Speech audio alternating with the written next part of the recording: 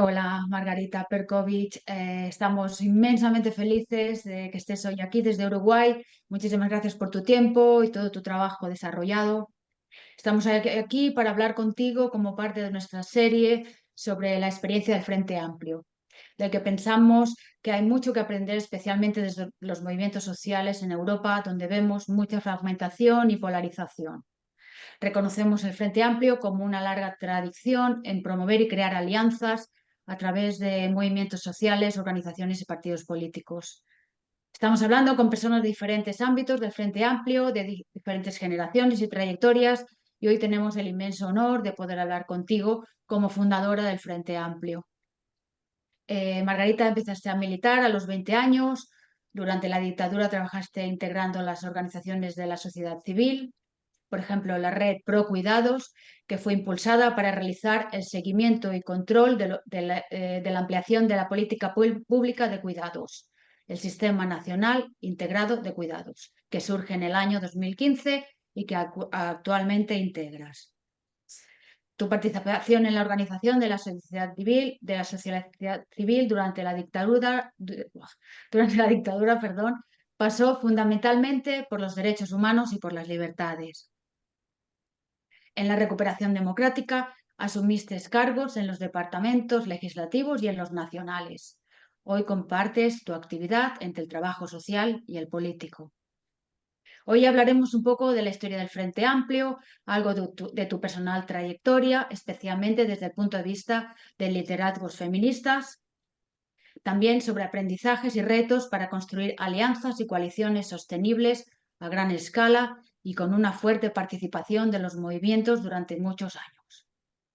Entonces, si te parece bien, para empezar, Margarita, ¿podrías describir las condiciones que para ti fueron fundamentales para la emergencia del Frente Amplio? ¿Y qué papel desempeñaste tú en todo esto como fundadora del mismo? Bueno, el Frente Amplio las condiciones se dieron porque se fue endureciendo la política desde los gobiernos en los años 60, fines de los 60, y se tomaron medidas represivas y en general los movimientos de izquierda, los partidos políticos de izquierda, que eran pequeños en el Uruguay, pero muy unidos con el gran movimiento social de los trabajadores, que ya se había reunificado en esos años. Es decir, nosotros desde los fines de los años 60 tenemos una única central de trabajadores, que fue un trabajo de unificación que marcó mucho la característica de la cultura de la izquierda, que obviamente tenía matices, tenía distintas corrientes a la interna, algunas más de origen marxista, otras más independientes, otras anarcas, otras en los años 60 también de definición del uso de las armas. Esos debates que se dieron en ese momento, el gran debate que se dio frente al endurecimiento de las políticas públicas y de la represión y del comienzo de los muertos en medio de la represión, especialmente de gente muy joven, eh, fueron los que impulsaron el debate de la necesidad de, así como se había creado una central única, discutiendo y debatiendo la importancia de presentar un frente unido eh, frente a la derecha que castigaba a la clase trabajadora. También los partidos de izquierda, los movimientos de izquierda, incluidos fracciones de los partidos tradicionales que en este país, salvo al principio del siglo XX, que tuvimos un gobernante muy brillante, que incorporó ideas socialistas en su gobierno y que marcó mucho la cultura política del Uruguay, don José Valle y Ordóñez. Se degeneró ese pensamiento progresista en los partidos tradicionales, sobre todo en el Partido Colorado, que había sido el tradicional gobernante del Uruguay, y entonces los partidos divididos, las pequeñas fracciones de los partidos de izquierda y varias varias corrientes dentro de los partidos tradicionales reaccionaron para pensar en la unificación de un partido político que se presentara en las reglas de juego del el republicanismo en las elecciones. Esa fue el origen, digamos, de el frente. Y bueno, yo era una militante política tradicional desde los 20 años, dentro de las corrientes más bien de los jóvenes, educados, profesionales, eh, y en esa línea, digamos, de izquierda independiente. Y bueno, contribuimos justamente para tratar de que los debates que se dieran a la interna de las distintas corrientes progresistas y de izquierda pudieran confluir en un partido, en una organización política. Yo integraba un grupo que venía, me formé con los militantes textiles que fueron muy fuertes en el Uruguay y muy independientes en general dentro del movimiento de los trabajadores. Hicimos muchísimo para que limar y tratar de coordinar y surcir para que se creara el Frente Amplio como una estructura orgánica de acuerdo, en ese momento una coalición. Y después lo interesante fue trabajar para que también se conformara el movimiento Frente Amplio, es decir, que hubiera bases donde nos encontráramos todos los sectores políticos y todas las líneas políticas, donde pudiéramos intercambiar entre nosotros. Yo creo que esa es la gran riqueza que tuvo la creación del Frente Amplio. ¿Y tú como fundadora, cuál fue tu...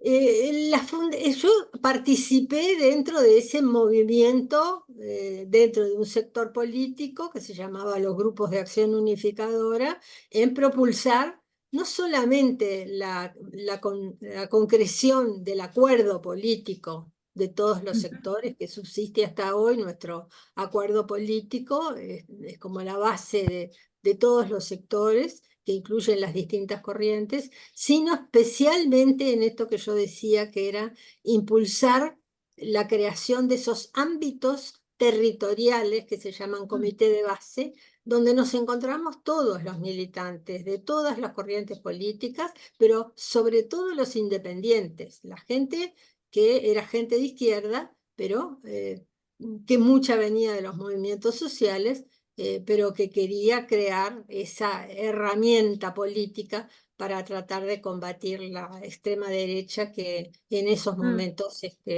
tenía el gobierno.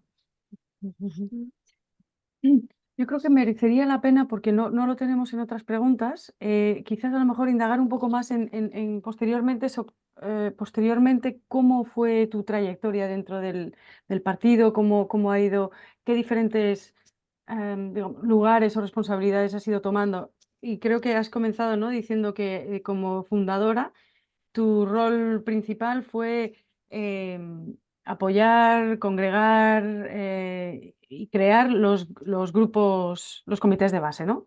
Exacto, sí, Y, sí. Ese fue digamos, una línea política que tuvimos desde nuestro principal dirigente, que había sido un dirigente sindical muy importante, Héctor Rodríguez, de los textiles, que tenían esa línea, digamos, muy independiente dentro de la izquierda. Y por lo tanto mi tarea, como todos los que integrábamos ese sector, fue tratar de crear los comités de base en todo el país, y que fueran un punto de encuentro y evitar que se convirtiera solamente en una coalición de partidos políticos, sino que integrara a la gente a nivel territorial, y que allí nos encontráramos. Ese fue mi rol fundamental en ese momento, en que Mm. yo era una típica militante política, fue representante del área geográfica en el que yo estaba, porque enseguida se ordenó geográficamente el Frente Amplio. Participé del primer congreso de comités de base, y bueno, jugando allí ese rol de reivindicar que las bases siempre estuvieran presentes en los ámbitos de decisión del Frente Amplio. Fue una discusión bastante grande con los sectores políticos, ¿no? Porque que reivindicaban aquello del poder tradicional del sector político, de cada sector político, de cada partido. Y el movimiento ahí fue muy importante, y bueno, hasta el día de hoy sigue siendo porque se logró consolidar una estructura en donde están la mitad representadas los dirigentes de los sectores políticos y la otra mitad son los representantes del comité de base, y esas son las estructuras ejecutivas que conforman el Congreso del Frente Amplio y los plenarios donde se deciden cosas, o la mesa política, que es la ejecutiva semanal, digamos, del Frente Amplio, mitad y mitad. ¿Y cómo describirías posteriormente tu desarrollo, digamos, dentro del Frente Amplio? Bueno, lo que pasa es que ahí, después de la creación del Frente Amplio y sus primeras expresiones, etcétera, vino el quiebre institucional, la dictadura. Entonces pasamos todos a la clandestinidad. Los sectores, mi sector político, que era un sector político chico, muy influyente en la forma de pensar, digamos, pero era chico, por supuesto fue inmediatamente clandestinizado, prohibido, con tantos otros, ¿no? Y bueno, pasamos aunque nuestra militancia había sido absolutamente legal, porque el Frente Amplio existía como partido político y se había presentado a las elecciones, pasamos a tener mucho cuidado en las formas de seguir militando, porque seguimos todos militando, pero clandestinamente, ¿no? Yo en ese momento tenía las dos hijas mías chicas, y bueno, fueron momentos muy duros, porque además muchos de los compañeros de mi sector emigraron porque se los perseguía, y muchos desaparecieron. Digamos, los sectores políticos chicos del Frente Amplio tienen una proporción de desaparecidos muy grande en relación a la cantidad de gente que eran. Y bueno, en el caso mío vi desaparecer a muchos amigos y amigas, y bueno, y una cantidad que se tuvieron que ir al exilio. Nosotros con mi compañero hicimos la opción de quedarnos porque teníamos a la familia acá, y pensando en tener dos hijas chiquitas, preferíamos que hubiera una familia si nos pasaba algo. Y bueno, pasamos mucho miedo, en muchas ocasiones nos llegaban lo que se llamaban venían los militares y arrasaban con una manzana, yendo a todas las casas para buscar libros, quemar libros, etcétera. Tuvimos que quemar mucho de nuestra literatura. Y bueno, y después, digamos, en la medida que fue pasando el tiempo, nos fuimos igual, sobre todo las mujeres, ¿no? Éramos jóvenes, teníamos hijos chicos, íbamos con los carritos, con los chiquilines, y abajo llevábamos los folletos para hablar con los compañeros, dejarles cosas abajo de la puerta. Muchos tenían mucho miedo. Esa fue un poco la militancia, y después ir a visitar a los presos, ¿no? Que fue también una proporción muy grande para lo que es la población uruguaya.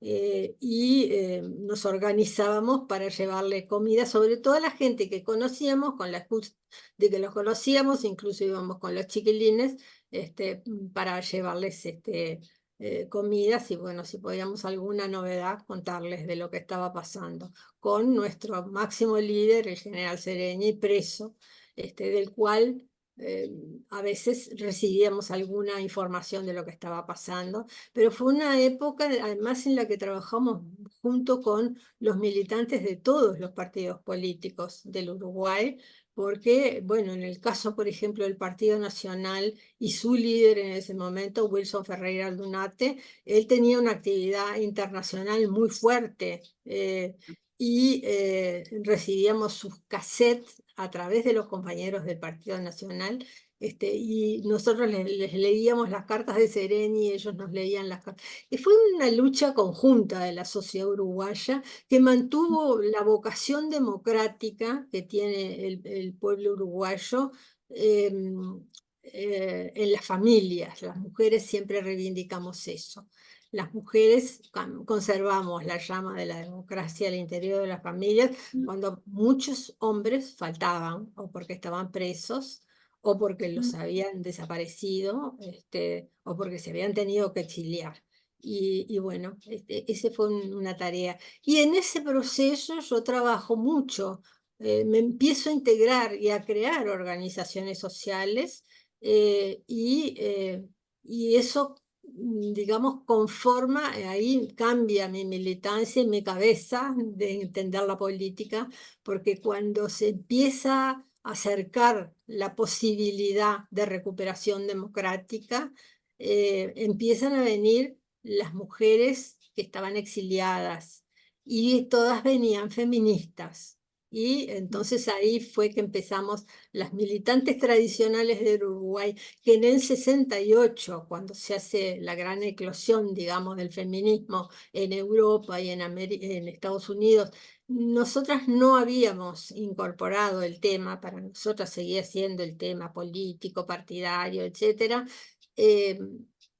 Ahí incorporamos la perspectiva feminista y empezamos a crear las organizaciones feministas y a militar para cambiar los programas políticos de nuestros partidos.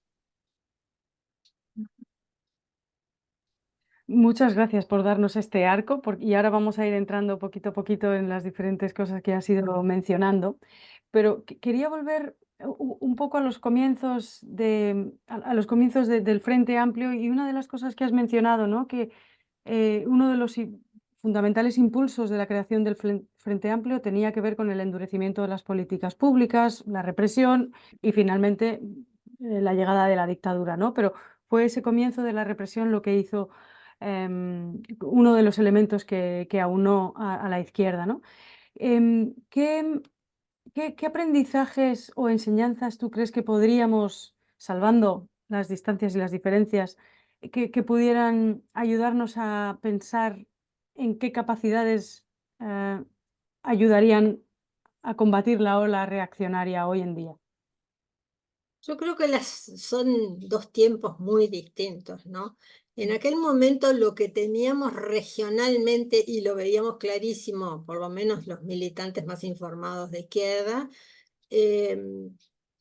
y porque sucedían las cosas en nuestros países vecinos. Yo, por ejemplo, dentro de mi sector político, estaba encargada de las políticas internacionales y recibía a los presos de la represión y del golpe brasilero.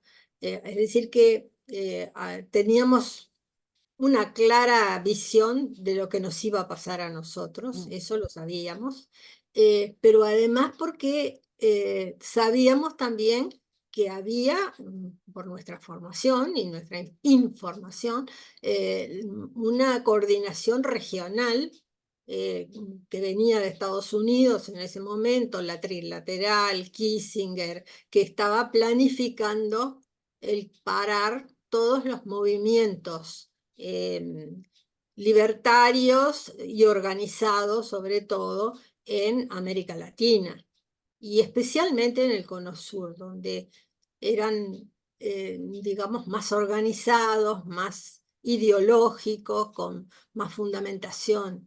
Y bueno, y eso sucedió a nivel regional. El famoso Plan Cóndor que digamos, que no solamente crea las formas de supresión de las libertades, los golpes de Estado, sino también las formas de represión terribles, ¿no? Eso fue absolutamente coordinado. Yo creo que es distinto, muy distinto de lo que pasa hoy a nivel internacional, porque las formas de comunicación hoy son completamente distintas. Entonces, las formas de poder de la ultraderecha y de las formas en que el poder económico trata de sobrevivir sobre las organizaciones de la gente que pide libertad, pide justicia, pide distribución, son mucho más terribles de combatir, porque, porque en primer lugar hay la generación mía, que somos ya muy viejos todos y viejas sobre todo, que somos las que sobrevivimos más, vivimos toda esa etapa, no solamente la vivimos con miedo, con terror, clandestinamente, sino que eh, la vivimos muy pensado, reflexionando permanentemente sobre lo que estaba pasando, ¿no? Y por dónde se podía seguir, y dentro de la cultura uruguaya, que era una cultura que rechazaba la violencia de cualquier manera, tanto fuera de derecha como fuera de izquierda. Esa es una característica de la cultura uruguaya. Buscábamos formas de seguir incidiendo en esa gran bloque de gente que forma el sentido común, digamos, de las sociedades, y basarnos en eso, ¿no? Hacer mucha educación popular. Yo tuve el privilegio de estudiar educación popular con Paulo Freire, así que para mí eso me sirvió muchísimo para mi forma de trabajar políticamente. Eh, yo creo que hoy es completamente distinto, porque hay toda una generación que no vivió eso y que recibió las libertades, sobre todo acá en América Latina después de los golpes, y yo creo que también en Europa y a nivel internacional, que no vivieron la Segunda Guerra Mundial, por ejemplo, y los horrores de la Segunda Guerra Mundial, em, que recibió muchas cosas hechas, mucha libertad y mucho ejercicio de sus derechos, ya peleados por otras generaciones, y que los medios de comunicación aprovechan de eso. Y es mucho más difícil incidir en esas nuevas generaciones que tienen también otra forma de reflexionar, porque viven de una forma mucho más inmediata, diría yo, en reclamo de las cosas que quieren, como reclamamos nosotros siempre que nos organizábamos nos juntábamos con otros y con otras para reclamar las cosas.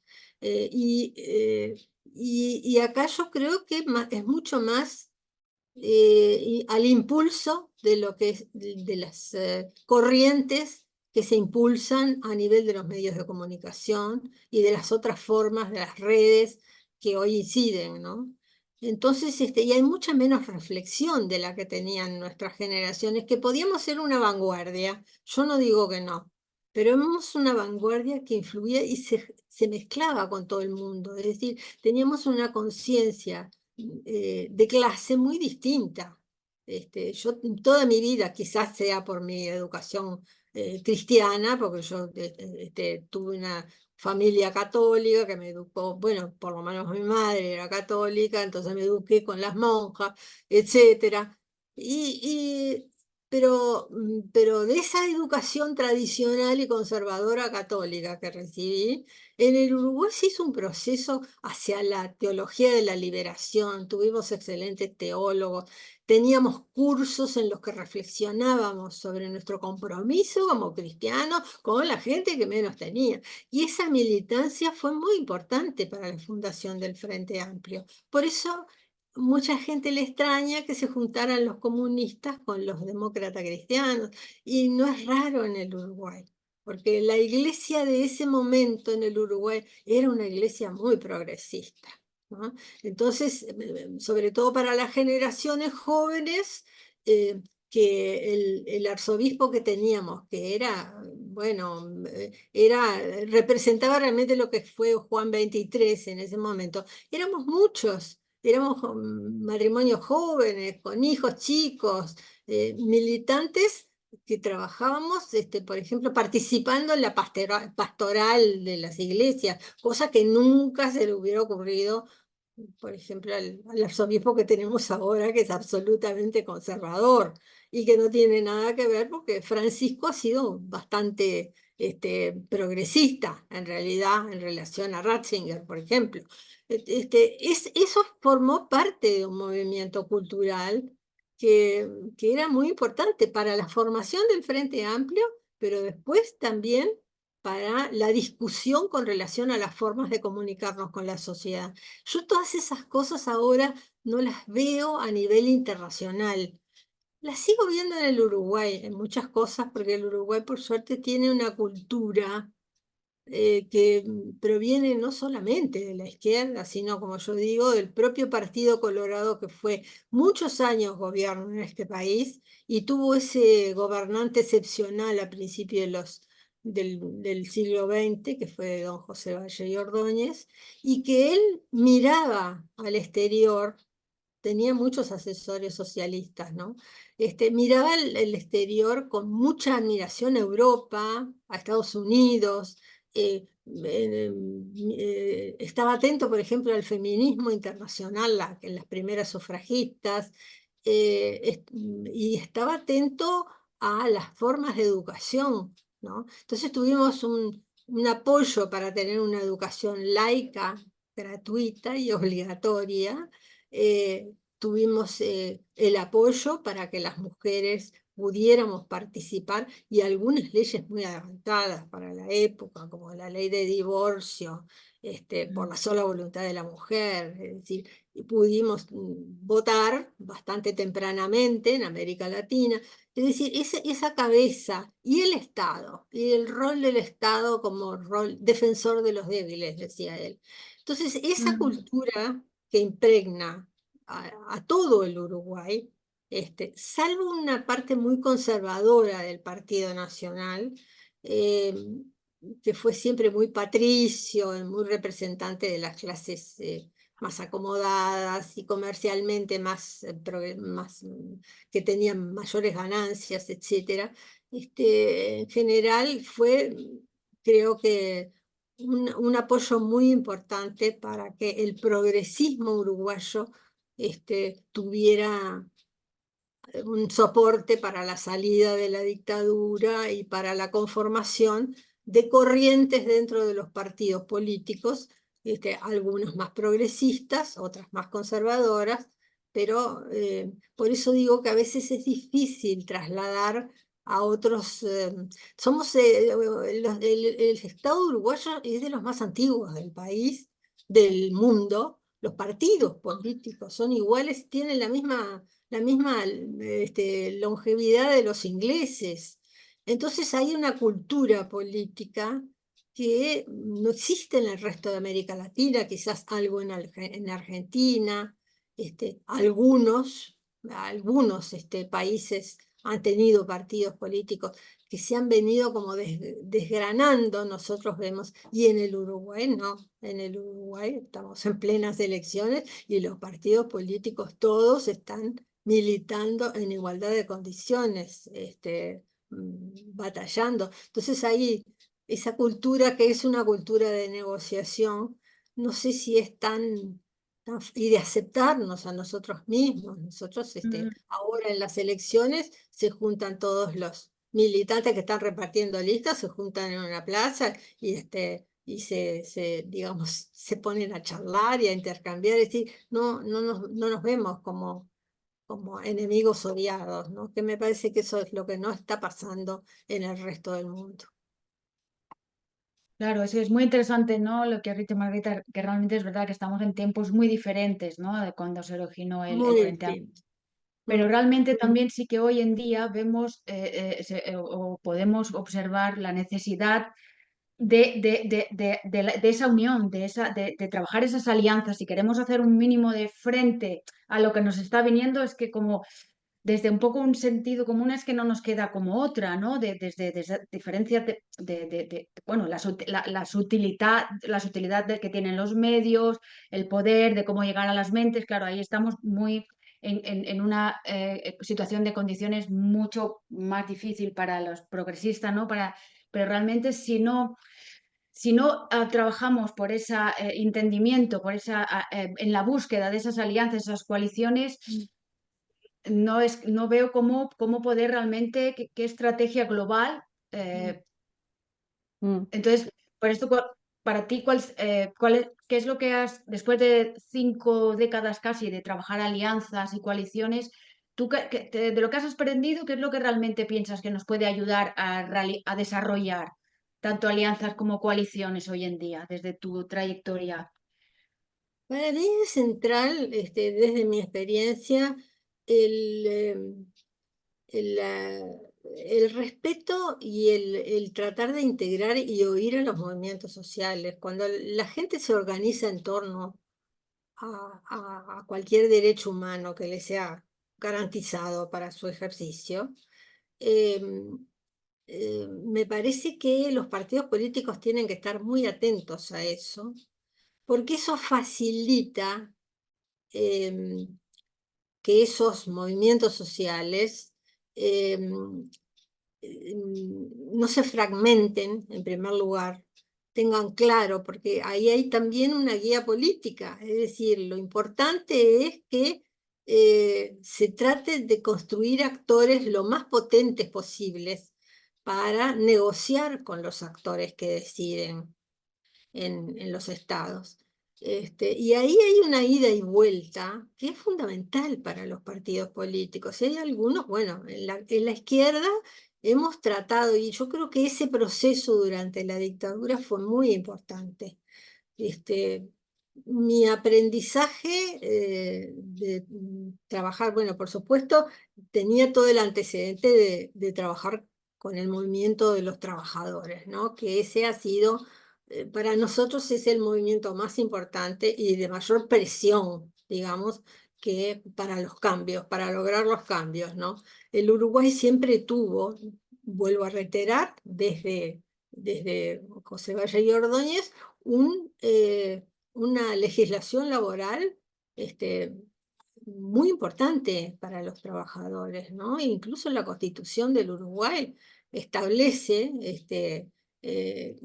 la prioridad, digamos, jurídica de prooperario, siempre pensar en el obrero, en la persona humana, en la familia.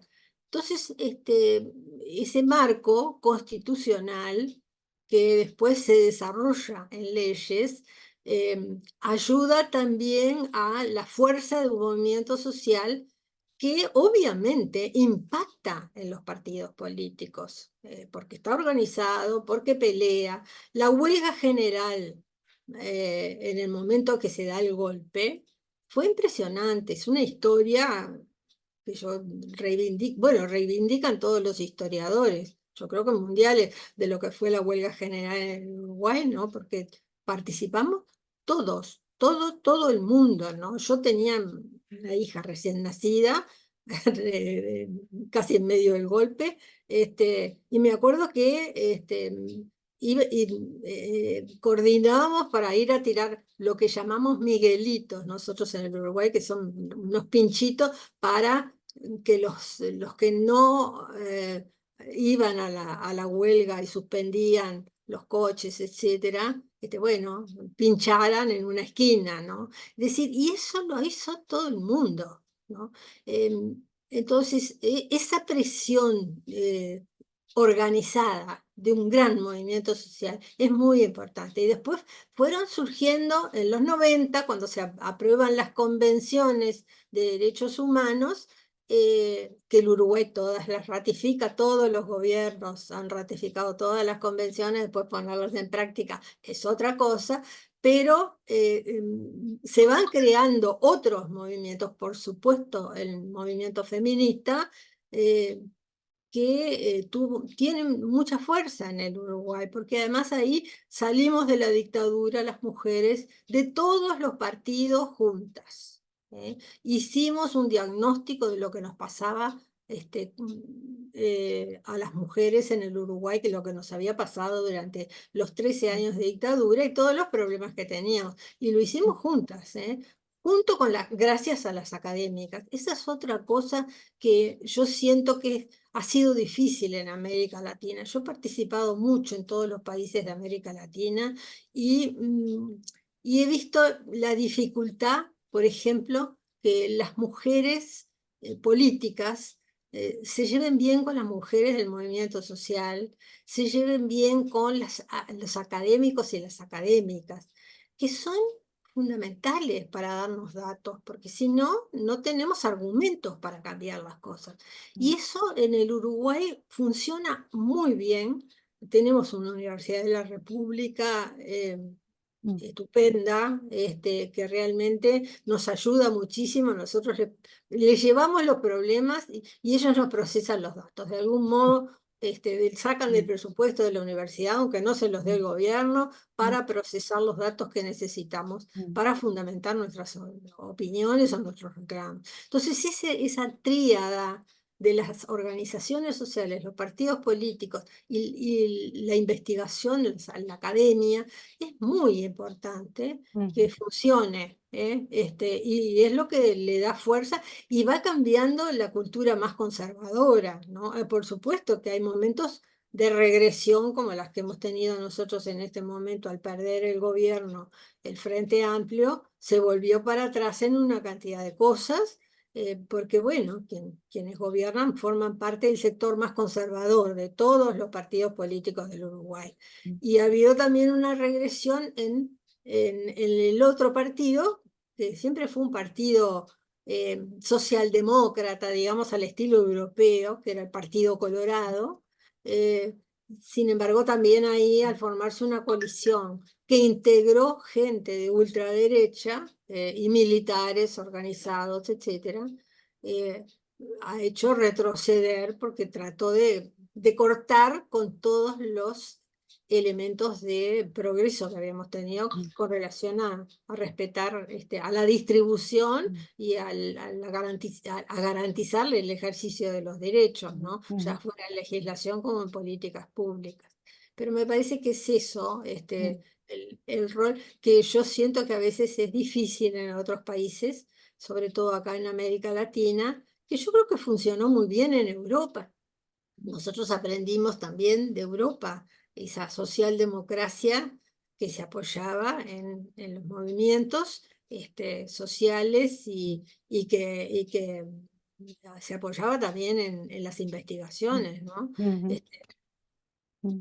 Acá, digamos, yo siento que en América Latina eso ha sido más difícil. Quizás en Brasil, con el Partido de los Trabajadores, que no es un partido político como tenemos acá en el Uruguay, ya consolidado y ya casi tradicionales, el Frente, viene más de los movimientos sociales justamente, el PT, pero también le cuesta a veces al no tener una estructura más inserta en la construcción orgánica de los partidos, porque no los tiene afianzados, digamos, eso es más difícil los cambios.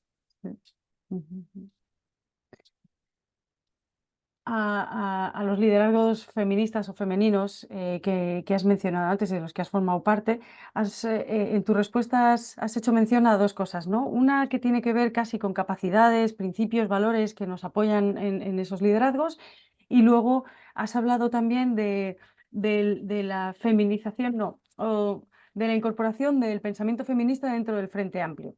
Entonces, a raíz de esto que has comentado, quería hacerte dos preguntas. Una, ¿cuáles son las aptitudes y valores que te han apoyado a ti o de los que te has valido para poder tomar el liderazgo en un momento en el que no era tan común que las mujeres tomaran esas posiciones de poder a nivel personal? Y dos, cuando hablabas de esa incorporación del feminismo dentro del Frente Amplio, ¿qué estructuras tienen que cambiar o han cambiado para hacer del Frente Amplio un movimiento, un frente más feminista, más igualitario? Bueno, lo que pasa es que el feminismo te obliga a rever, a mí mi militante política tradicional de la izquierda me obligó a rever una cantidad de cosas con relación a las definiciones de la izquierda tradicional. de origen marxista, que era el mío.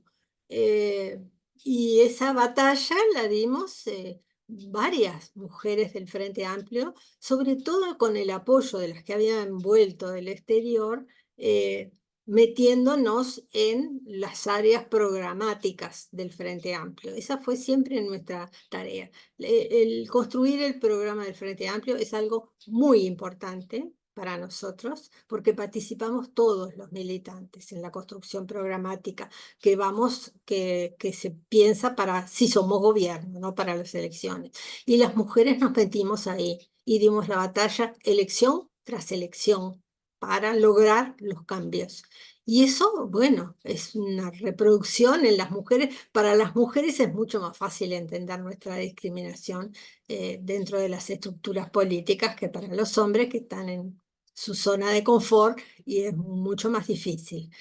Como el Frente Amplio es un partido político tradicional, masculino, de construcción masculina y de fuertes liderazgos masculinos, ha sido muy difícil en el Frente Amplio incorporar, pero lo hemos logrado, sobre todo gracias a las nuevas generaciones feministas y del movimiento feminista que hace unas marchas multitudinarias, hace reclamos, está permanentemente debatiendo a nivel de los medios de comunicación y entonces hemos logrado que el Congreso sea paritario, que los órganos de decisión sean paritarios, modificar pudimos legislar muchas cosas importantes, pero la resistencia de esa mayoría masculina sigue pesando para la incorporación paritaria en las listas, por ejemplo, aunque tenemos la orden de tener listas paritarias,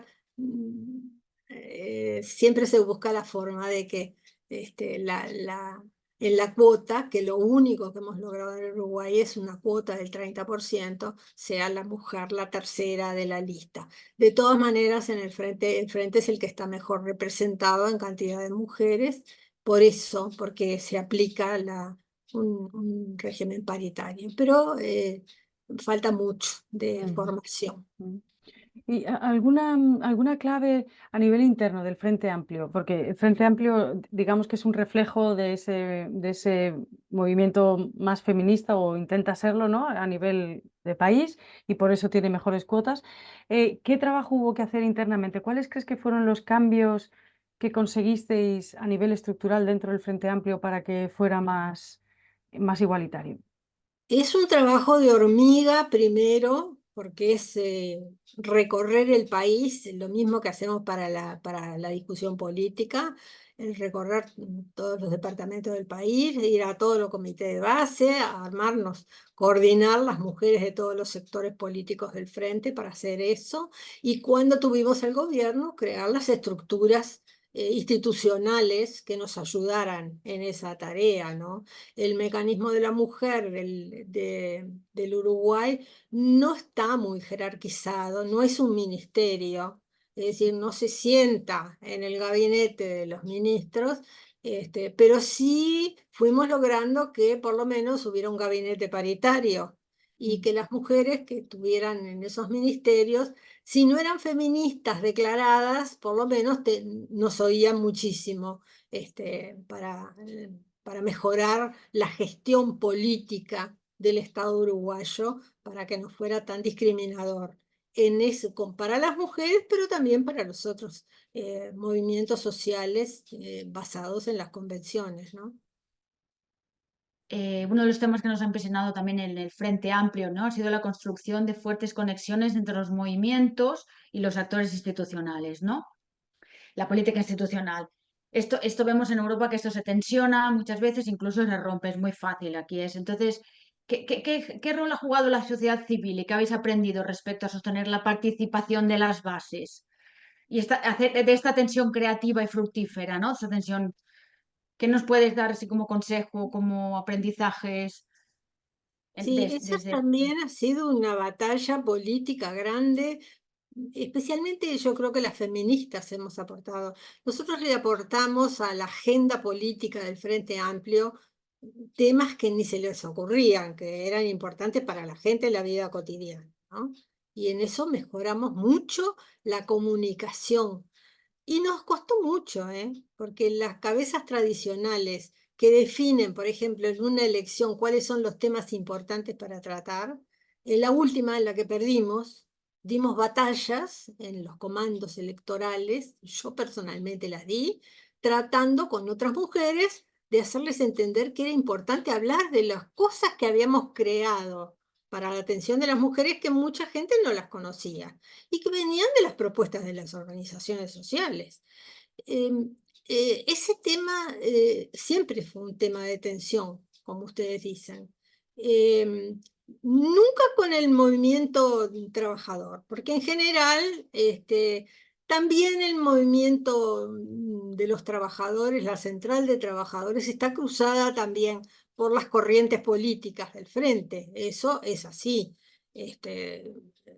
Hay grandes corrientes políticas y los dirigentes pelean por esos espacios para que esté representada una u otra. Entonces, pero sigue siendo una central autónoma. Cuando se tiene que enfrentar con el gobierno del Frente Amplio, se enfrenta y se ha enfrentado. Los movimientos sociales son mucho más autónomos, los otros movimientos sociales, los nuevos movimientos sociales, digamos, son mucho más autónomos, ¿no? Están, por supuesto, el movimiento de mujeres, que ha sido muy dura con los presupuestos o la aplicación de la gestión con relación a los temas de la violencia, que es muy fuerte en el Uruguay, a pesar de que parecemos tan políticamente correctos. Es una cultura muy violenta con las mujeres. Eh, los temas ambientales que entraron fuertemente en los años 90, son de gran discusión en la izquierda, porque como están tan unidos al desarrollo del país y a un desarrollo sostenible o no, recién en este último programa pudimos incorporar el eslogan de la transición ecológica justa. Y con una pelea de los agroecologistas muy grande, muy apoyados por nosotros las feministas, pero no es fácil porque en un país chico con escaso consumo, que no tiene mercado, que depende de la exportación para sobrevivir y que lo que exporta son materias primas, las presiones de quienes son por ejemplo, los agroexportadores, es muy grande en el Uruguay, porque siempre dependimos nosotros, siempre, desde que a Inglaterra quiso que existiéramos como país entre el Imperio de Portugal y el Imperio español. Nosotros siempre nos basamos en esas riquezas de materia prima, la carne, la lana, algunos productos, bueno, el arroz, yo qué sé, pero todos ellos en el momento actual son muy contaminantes de distintas formas, ¿no? Y obviamente las empresas agroexportadoras lo que les importa es vender y exportar. Y entonces ese balance es siempre un conflicto, incluso con el movimiento trabajador, porque a veces cuando nos oponemos desde el ambientalismo a determinadas inversiones que vienen a imponer su forma contaminante del agua, por ejemplo, que en el Uruguay tenemos mucha agua y vienen por ella, el trabajo es también muy importante en un país que tiene poca forma de producir empleo y trabajo, porque no tiene grandes industrias, etcétera. Es un problema de tensiones permanentes y no ha sido fácil incorporar estos temas, tanto el feminismo como el ambientalismo, en la cultura uruguaya política. Y si pudieras decir así como dos o tres claves que han apoyado a sostener esa conversación, a pesar de difícil, pero que ha sostenido esa conversación con los nuevos movimientos sociales. Además, me parece muy interesante que hagas esa diferenciación. Y si dijeras dos claves así, ¿cuáles serían de sostener esa comunicación y esa Sí. participación a pesar de tensa?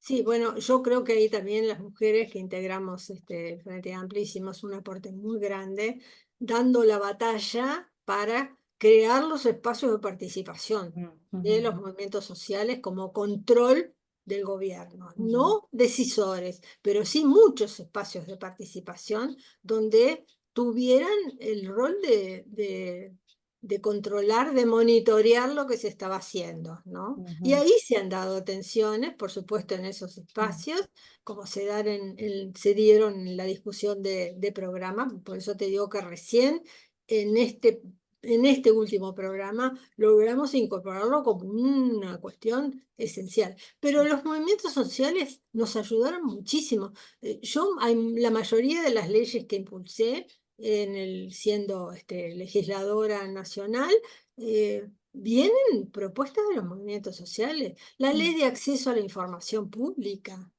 la ley mm, de protección de datos personales, ujú, el reconocimiento del terrorismo de Estado, cuando el Frente fue gobierno. No fue fácil, ¿eh? No mm, fue fácil, pero tener una ley que diga, que reconozca que de tal fecha a tal fecha el Estado uruguayo ejerció terrorismo, fue una discusión, ¿eh? Que la mm, saldamos incluso con los partidos tradicionales. ujú, Algunos no lo votaron, pero fue un surcido muy importante.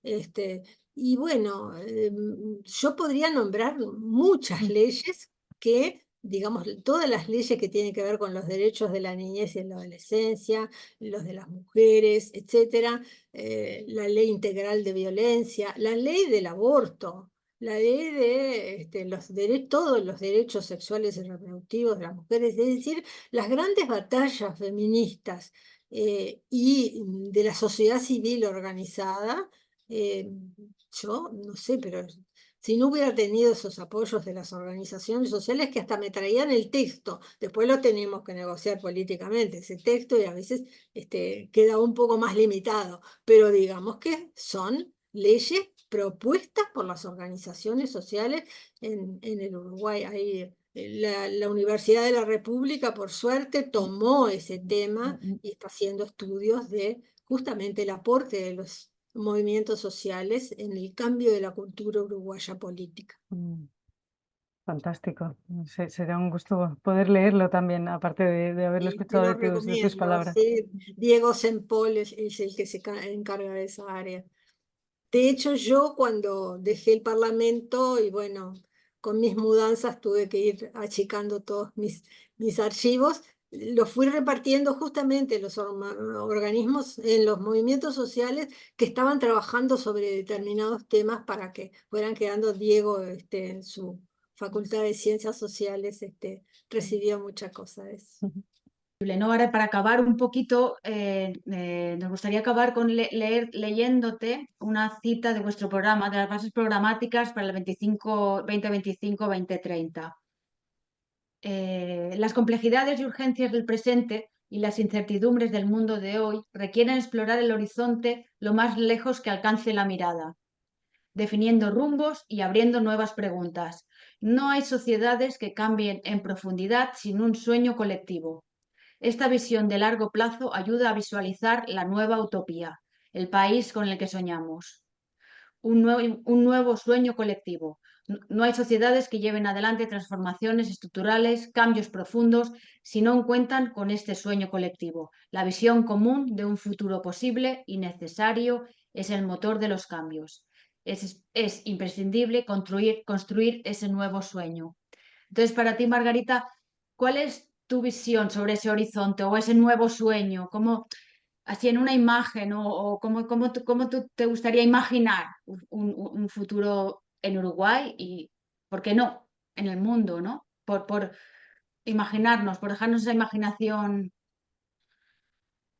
Bueno, el Frente nació con ese sueño. Si no hubiéramos tenido todos ese sueño, gente tan distinta como la que formamos el Frente, no hubiera existido. Y yo creo que eso se mantuvo, se reforzó con una historia de sangre y de dolor en la dictadura. Salimos muy fuertes con ese sueño. Eh, que quizás en los periodos de gobierno el sueño se disminuyó frente a las urgencias de concretarlo, ¿verdad? Eh, y también cuesta, y yo creo que es lo que cuesta más hoy en la construcción de un sueño colectivo como país y en el mundo. En el mundo yo creo que lo tuvimos un momento con aquella impulso del foro social en el que decíamos es posible un mundo distinto, ¿no? Pero la verdad es que en los últimos años y esta incursión de las formas de comunicación que impulsan a lo inmediato, a lo superficial, a pensar nada más que en lo individualista, ha influido mucho en las nuevas generaciones. Y nosotros también tenemos ese problema en el Uruguay. Nosotros tratamos de rescatar eso en estas elecciones como Frente Amplio, tratar de pensar que podemos influir también a nivel regional. eh, a nivel mundial es más difícil para un país tan chiquito y tan poco importante, con tan poca incidencia, digamos, pero sí a nivel regional de tratar de trabajar para lograr coincidencias en la injusticia brutal que estamos viviendo las sociedades, especialmente acá en América Latina, que la desigualdad es impresionante. Entonces, tratar de traducir eso para la población lo más claramente posible, decir que los grandes problemas económicos tienen que ver con la vida cotidiana nuestra, es un gran problema. Y el otro es la no discriminación. Yo trabajo mucho ahora en eso, ahora en estas elecciones, yendo a los comités de base, es aprender a mirar al otro y a la otra. Es decir, tenemos montañas de gente en situación de calle, tenemos grupos que nunca fueron visibilizados, ni las personas mayores, que somos cada vez más mayoría en el Uruguay, ni las personas con discapacidad, por ejemplo, ¿no? Ni digo de las mujeres con todo el trabajo de cuidado que están reproduciendo el bienestar de la sociedad y eso no se valora, no se le pone un valor económico. Las feministas ahora hicimos una estimación de los 2 años de pandemia en el Uruguay, la cantidad de millones de dólares que le deben a las mujeres uruguayas, ¿no? Pero es eso que es un trabajo diario, permanente, de conexión con la academia, que nos ayude a pensar las economistas, feministas, etcétera. Es una tarea que me parece que es mucho más difícil en este momento por esa tendencia al individualismo, a la meritocracia, no al trabajo conjunto territorial, barrial, de conjunto, que la gente se apoye. No se puede hacer todo desde el Estado, pero sí podemos hacer mucho. Yo creo que ese es el gran cambio cultural que hay que tratar de pelear contra ese individualismo feroz a que nos lleva a la ultraderecha y que está, de hecho, al servicio de los que más tienen, ¿no? Y como hoy no son estados, son empresas las que lo hacen, es mucho más difícil. Pues eso, inmensas gracias, Margarita, y que esperamos, bueno, poder que esto sea yo veo un potencial muy grande de cara a llevar vuestra experiencia a los movimientos sociales en Europa y al mundo. No voy a poner límites a este trabajo porque yo creo que es valuosísimo. Pablo Álvarez ha dicho que él también tiene como la misión de llevar el Frente Amplio fuera. Y yo creo, esperamos que podamos contar contigo, con tu colaboración, con tu sabiduría, con tu ser, tu presencia y que este es el primer pasito, ¿no? Para poder ir conociendo en profundidad todos vuestros niveles de conocimiento y de desarrollo de trabajo. Unas gracias enormes, infinitas, y Mm, muchas gracias por tu presencia, por tu vida, por todo lo que has hecho, por estar hoy aquí, por supuesto. Muchas gracias, Margarita. No, por favor, a las órdenes para lo que se pueda hacer. Es importante para mí en estos últimos años de mi vida tratar de aportar esas cosas.